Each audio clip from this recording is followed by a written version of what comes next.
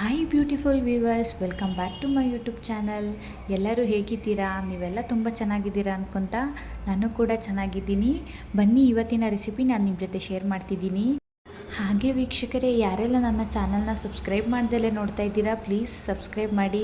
ಹಾಗೆ ಈ ವಿಡಿಯೋ ಇಷ್ಟ ಆದರೆ ಒಂದು ಲೈಕ್ ಕೊಡೋದನ್ನ ಮಾತ್ರ ಮಡಿಬೇಡಿ. ಸೊ ಬನ್ನಿ, ಪೂರಿನ ಯಾವ ರೀತಿ ಕಲಿಸ್ಕೊಂಡೆ ಅಂತ ನಾನು ನಿಮ್ಗೆ ತಿಳಿಸ್ಕೊಡ್ತೀನಿ.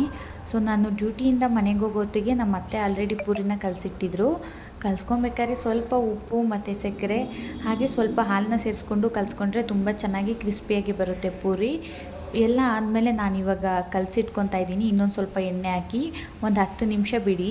ಅದಾದಮೇಲೆ ನಾವು ಹೂಕೋಸು ಪಲ್ಯನ ಮಾಡಲಿಕ್ಕೆ ರೆಡಿ ಇಟ್ಕೊಳ್ಳೋಣ ಬನ್ನಿ. ಹೂಕೋಸು ಪಲ್ಯ ಮಾಡಲಿಕ್ಕೆ ಸಿಂಪಲ್ಲಾಗಿ ಈರುಳ್ಳಿ, ಕೊತ್ತಂಬರಿ, ಕರಿಬೇವು, ಮೆಣಸಿನ್ಕಾಯಿ, ಸ್ವಲ್ಪ ಸಾಸಿವೆ, ರುಚಿಗೆ ತಕ್ಕಷ್ಟು ಉಪ್ಪು ಮತ್ತು ನಾನಿಲ್ಲಿ ಹೂಕೋಸನ್ನ ಸಣ್ಣದಾಗಿ ಹಚ್ಚಿಬಿಟ್ಟು ಚೆನ್ನಾಗಿ ಬೇಯಿಸ್ಕೊತಾ ಇದ್ದೀನಿ. ಇಷ್ಟಿದ್ರೆ ಸಾಕು, ಹೂಕೋಸು ಪಲ್ಯ ಸಿಂಪಲ್ಲಾಗಿ ಮಾಡ್ಬೋದು. ನಾನಿಲ್ಲಿ ಪೂರಿನ ಒಸ್ತಿಟ್ಕೊತಾ ಇದ್ದೀನಿ.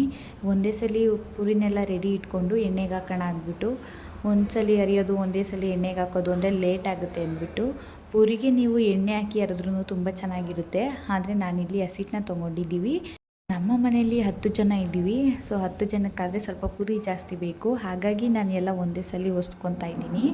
ಇವಾಗ ಒಂದು ಬಾಣಲಿಗೆ ಎಣ್ಣೆ ಹಾಕಿ ಅದನ್ನು ಚೆನ್ನಾಗಿ ಕಾಯಲಿಕ್ಕೆ ಬಿಡ್ತೀನಿ. ಅದು ನಿಧಾನ ಕಾಯ್ತಾ ಅಷ್ಟರಲ್ಲಿ ನಾವು ಹೂಕೋಸು ಪಲ್ಯನ ಮಾಡೋಣ. ಹೂಕೋಸು ಪಲ್ಯ ಮಾಡಲಿಕ್ಕೆ ಎಣ್ಣೆ ಇಟ್ಟು ಸ್ವಲ್ಪ ಸಾಸಿವೆ ಹಾಕಿ, ಒಂದೆರಡು ಕರಿಬೇವಿನ ಸೊಪ್ಪು ಹಾಕಿ, ಆಮೇಲೆ ಸ್ವಲ್ಪ ಕಡಲೆಬೇಳೆಯನ್ನು ಹಾಕಬೇಕು. ಕಡಲೆಬೇಳೆನ ಹಾಕಿ ಸ್ವಲ್ಪ ಫ್ರೈ ಮಾಡ್ಕೊತ ಸ್ವಲ್ಪ ಮೆಣಸಿನ್ಕಾಯಿನ ಮುರಿದಿಟ್ಕೊಂಡಿದ್ದೀನಿ. ನಾನಿಲ್ಲಿ ಒಂದು ಮೆಣಸಿನ್ಕಾಯಿನ ತೊಗೊಂಡಿದ್ದೀನಿ. ಅದು ಸ್ವಲ್ಪ ಬ್ರೌನ್ ಆಗ್ತಾ ಚೆನ್ನಾಗಿ ಕೈ ಆಡಬೇಕು. ಅದಾದಮೇಲೆ ಈರುಳ್ಳಿ ಹಚ್ಚಿಟ್ಕೊಂಡಿರೋ ಅಂಥದ್ದು ಈರುಳ್ಳಿನ ಹಾಕಿ ಚೆನ್ನಾಗಿ ಫ್ರೈ ಮಾಡಿ ಬ್ರೌನ್ ಕಲರ್ ಬರೋ ತನಕ ಅದನ್ನು ಚೆನ್ನಾಗಿ ಫ್ರೈ ಮಾಡಬೇಕು. ಹಾಗೆ ಈ ಹಂತದಲ್ಲೇ ಸ್ವಲ್ಪ ಉಪ್ಪನ್ನ ಮಿಕ್ಸ್ ಮಾಡಿಕೊಂಡ್ರೆ ಅದು ಬ್ರೌನ್ ಕಲರ್ ಬೇಗ ಆಗುತ್ತೆ. ಹೂಕೋಸನ್ನ ಬೇಯಿಸಿ ನಾನು ಒಂದು ಸಪ್ರೇಟ್ ಪಾತ್ರೆಗೆ ಎತ್ತಿಟ್ಕೊಂಡಿದ್ದೆ. ಇವಾಗ ನಾವು ಒಗ್ಗರಣೆಗೆ ಹೂಕೋಸನ್ನೆಲ್ಲ ಹಾಕೋಣ.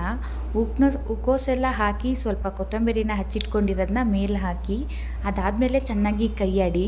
ಇಷ್ಟೆಲ್ಲ ಹಾಕಿದ ನಂತರ ರೆಡಿ ಆಯಿತು ನಮ್ಮ ಹೂಕೋಸು ಪಲ್ಯ. ಸಿಂಪಲ್ಲಾಗಿ ಒಂದು 10ರಿಂದ 15 ನಿಮಿಷದೊಳಗೆ ಮಾಡ್ಬೋದು. ಟಿಫನಿಗೆ ತುಂಬ ಚೆನ್ನಾಗಿರುತ್ತೆ ಹೂಕೋಸು ಪಲ್ಯ. ಆವಾಗಲೇ ಎಣ್ಣೆ ಕಾಯೋಕ್ಕೆ ಇಟ್ಟಿದ್ದೆ. ಇವಾಗ ಎಣ್ಣೆ ರೆಡಿ ಇದೆ. ನಾನು ಇವಾಗ ಒಂದೊಂದೇ ಪೂರಿನ ಹಾಕಿ ತೇಲಿಸ್ಕೊತಾ ಇದ್ದೀನಿ. ನೀವು ನೋಡ್ತಾ ಇರ್ಬೋದು ಯಾವ ರೀತಿ ಉಬ್ತಾ ಇದೆ ಅಂತ ಅಂದ್ಬಿಟ್ಟು. ನಾವು ಪೂರಿ ಕಲಿಸ್ಬೇಕಾದ್ರೆ ಒಂದು ಸ್ವಲ್ಪ ಸಕ್ಕರೆ, ಹಾಲು, ಉಪ್ಪು ಈ 3 ಹಾಕೊಳ್ಳೋದ್ರಿಂದ ಪೂರಿ ಚೆನ್ನಾಗಿ ತೇಲುತ್ತೆ, ಕ್ರಿಸ್ಪಿಯಾಗೂ ಸಹ ಬರುತ್ತೆ. ಇವಾಗ ಪೂರಿನೂ ರೆಡಿ ಆಯಿತು, ಹಾಗೆ ನಮ್ಮ ಹೂಕೋಸು ಪಲ್ಯನೂ ಸಹ ರೆಡಿ ಆಯಿತು. ಇವಾಗ ಫೈನಲ್ ಈ ರೀತಿ ಬಂದಿದೆ. ನೀವು ನೋಡ್ತಾ ಇರ್ಬೋದು. ಮನೇಲಿ ಮಕ್ಕಳಿಗೆ ಸ್ಕೂಲಿಗೆ ಬಾಕ್ಸಿಗೆ ಈ ಥರ ಟಿಫನ್ ರೆಸಿಪಿ ತುಂಬ ಚೆನ್ನಾಗಿರುತ್ತೆ. ಎಲ್ಲರೂ ಟ್ರೈ ಮಾಡಿ. ಟ್ರೈ ಮಾಡಿದ ನಂತರ ಯಾವ ರೀತಿ ಬಂತು ಅಂತ ನನಗೆ ಕಮೆಂಟ್ ಮಾಡಿ. ಸೊ ಈ ವಿಡಿಯೋ ಇಷ್ಟ ಆದರೆ ಒಂದು ಲೈಕ್ ಮಾಡಿ. ಹಾಗೆ ನಿಮ್ಮ ವಾಟ್ಸಪ್ ಸ್ಟೋರೀಸೆಲ್ಲ ಮೆನ್ಷನ್ ಮಾಡಿ. ಬಾಯ್.